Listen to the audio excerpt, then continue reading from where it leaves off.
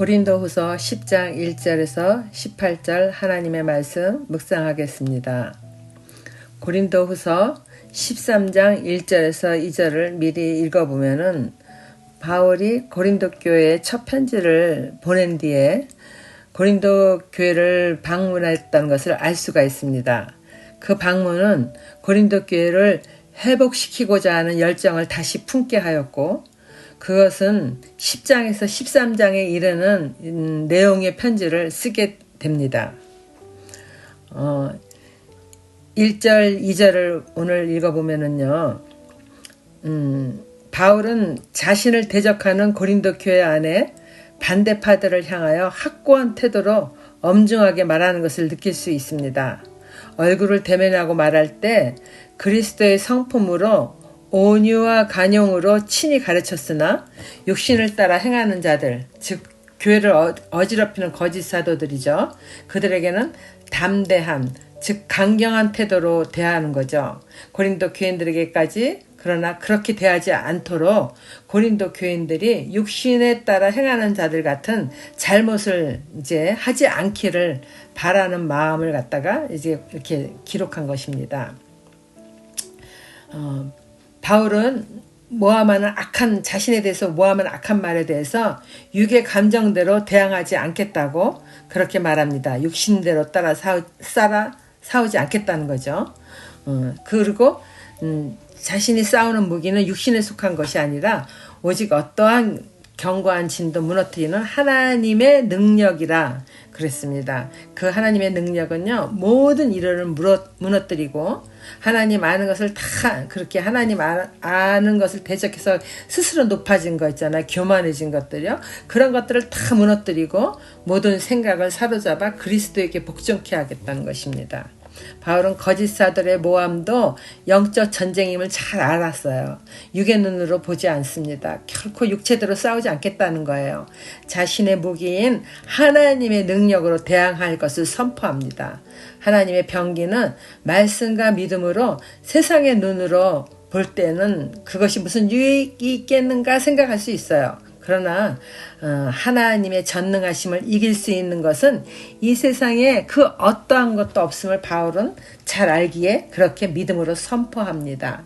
우리는 대체로 내 힘으로 어떻게 이렇게 모든 것을 해보겠다고 할 때가 있어요.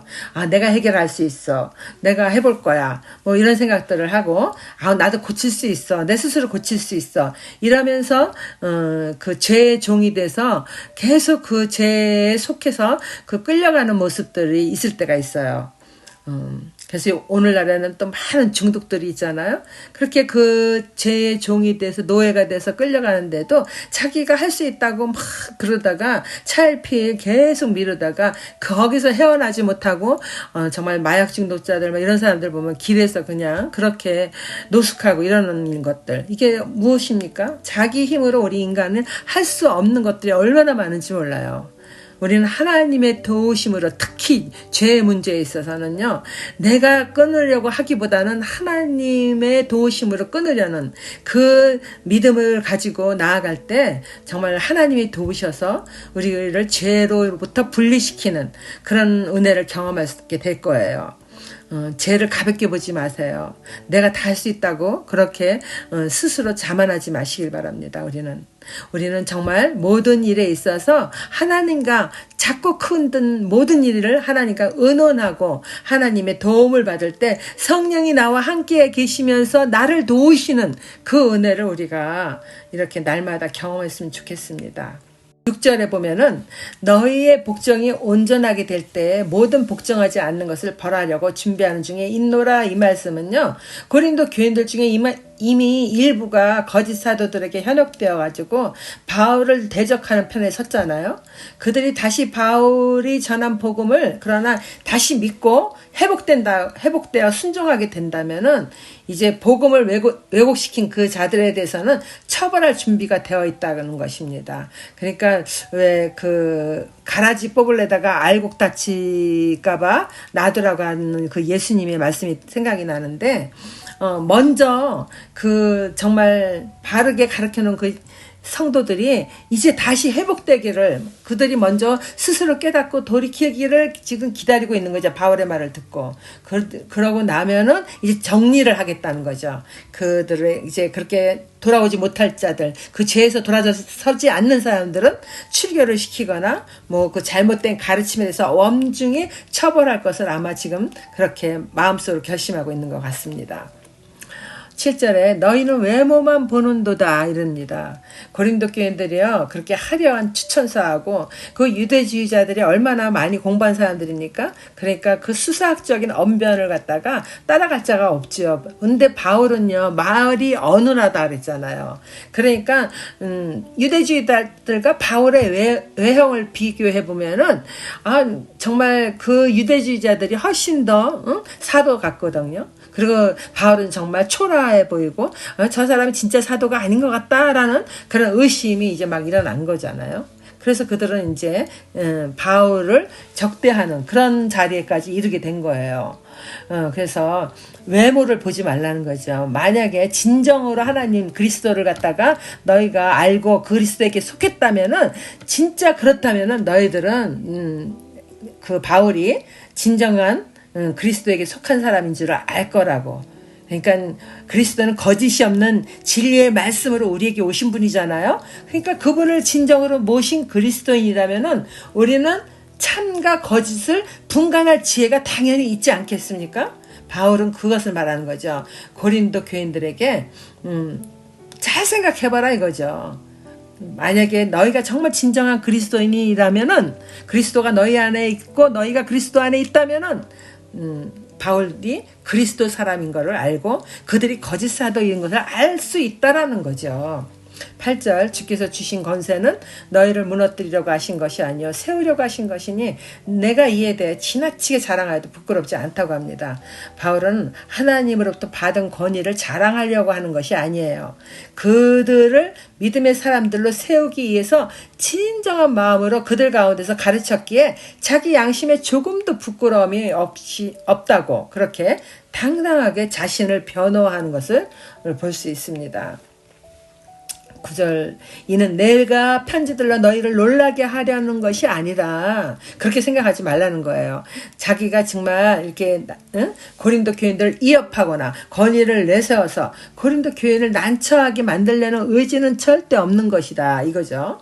10절 11절에 그들의 말이 그의 편지들은 무게가 있고 힘이 있으나 그가 몸으로 대할 때는 약하고 그 말도 시원하지 않다 하니 이런 사람은 우리가 떠나 있을 때 편지들로 말하는 것과 함께 있을 때 행하는 일이 같은 것임을 알지라. 정말로 이 거짓 사도들은요 바울의 편지가 좀 힘이 있는 것 같아요. 원래 바울은 참 완벽하게 글을 쓰잖아요.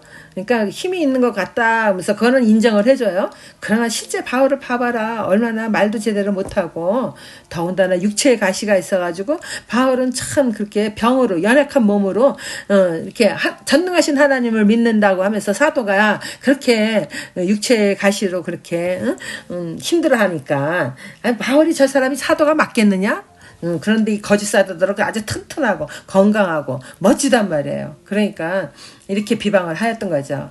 그러나 육체의 가시 때문에 바울이 복음을 전하지 못했습니까? 아니면은 바울이 정말 복음을 전하는데 부족한 것이 있었습니까?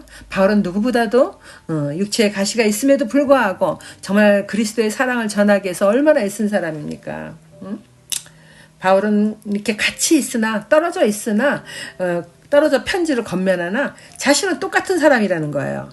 전혀 속과 겉이 다른 사람이 아니라는 거죠. 모함을 하지만은 바울은 자신의 진실성을 이렇게 당당하게 이렇게 말하는 것을 볼 수가 있습니다. 12절 13절에 우리는 자기를 칭찬하는 어떤 자와 더불어 감히 짝하며 비교할 수 없노라. 맞아요. 바울은요 그 추천서 가지고 와서 자신들이 진정한 사도인 양 가시하는 자더라고요. 자신을 비교할 필요가 없다는 걸 확실히 말해줍니다. 바울은 분수 이상의 자랑을 하지 않고요 오직 하나님이 허락하신 영역 안에서만 사역을 했기 때문에 고린도 교인들에게까지 이르게 되었다고 합니다. 바울은 하나님의 나라는 사람의 말이 아니라 오직 하나님의 능력이 있음을 잘 알고 있기에 담대하게 이렇게 표현을 합니다. 14절 15절에도 보면은 바울은 하나님의 뜻을 따라 고린도에 왔어요. 그 사도행전 18장 10절에 보면은 하나님이 바울에게 이 곳에 내 백성이 많다고 말씀하셔서 바울은 거기서 1년 6개월을 머물면서 그렇게 복음을 전하고 고린도 교회를 세운 거예요. 하나님의 뜻을 따라 왔잖아요. 그리고 정말 그 하나님의 백성이 많음을 듣고 왔기 때문에, 하나님께 듣고 왔기 때문에 어떤 모함이나 환난을 당해도 자기는 피할 이유가 없는 믿음의 사람이기 때문에 오히려 더 고린도 지역이 확장되도록 노력하는 사역자라는 거예요. 자신은요. 이건 흔들리지 않는 이 믿음은 정말 하나님으로부터 온 것임을 우리가 더 확실하게 느낄 수 있는 거잖아요. 16절 17절에 보면 누구를 모함하지도 않잖아요. 바울은 16절 17절에 우리는 여러분의 지역을 넘어서 복음을 전하려는 것이요. 바울에게는요, 고린도를 넘어서 사바나에 이르기까지 복음을 증거하고 있지 않은 비전을 가지고 있는 사람이에요. 그 그리스 아가야점 그 남쪽을 지나서 스페인까지 가려고 한 사람이에요. 거짓 사도들처럼 다른 사람이 바울이 이렇게 복음으로 세워나온 이 고린도에 와가지고 괜히 다른 사람이 세우는 것을 어지럽히는 이런 짓은 안 한다 이거예요. 자기는 진정한 복음을 갖고 복음을 알지 못하는 곳에 가서 진리의 말씀을 오히려 더 전하려고 하는 이런 사람이다. 그러니까 쓸데없이 이렇게 자신의 거 뭐 이렇게 화려한 추천서 뭐 이런 것들 갖고 자랑하지 말아라 이거예요. 자랑하는 자는 오직 주 안에서 자랑하시라 이거죠. 우리가 존재하는 이유, 우리가 죄에서 용서받고 예수 그리스도로 말미암아 구원받은 거, 이렇게 주 안에서 우리가 이런 것들을 자랑하라는 거지. 뭐 자기의 어떤 외모, 어떤 그 명예, 어떤 그 권력, 재산, 건강, 뭐 이런 육체적인 거, 세상적인 걸 자랑하라는 것이 아니에요. 주 안에서 내가 얼마나 변화되었는가, 주 안에서가 내가 얼마나 예수 그리스도를 닮아가는가, 우리는 이런 것들을 자랑해야 되는 거죠. 바울은 주께서 옳다 인정받는 자를 갖다 주님이 칭찬한 자가 그게 진짜라는 거예요.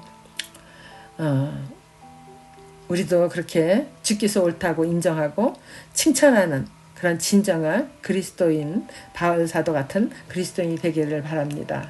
하나님 세속의 견고한 진에 미혹당하는 일이 없도록 하나님의 능력으로 진정한 그리스도인의 삶을 살게 하여 주세요.